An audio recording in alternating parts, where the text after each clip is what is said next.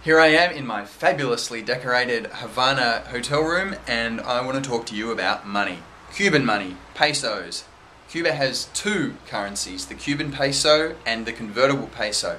The Cuban peso is typically used by the locals, and tourists are stuck with the convertible peso, which is about 25 times the value of a Cuban peso. They do look very similar, so make sure you check that the one that you get says convertible peso, because scams are out there.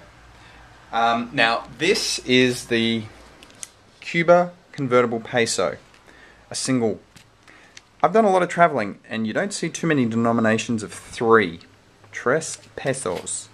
They also come in 5s and 10s, and just to make things confusing, the 1 comes in a coin and a note, but you'll typically use the note. There's also smaller coins, but considering how expensive Cuba is, you probably won't be using coins too often. This is worth approximately $1.20 US, and it doesn't get you too much in Cuba. It's not like other Central American countries where you come thinking you're going to have a nice cheap holiday. Cuba is a very expensive place to come. The only cheap things are cigarettes and alcohol.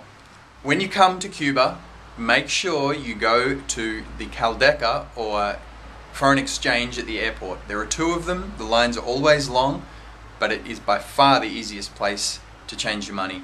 Do not come to Cuba thinking you can get around on US dollars. They are not accepted, despite what people will tell you.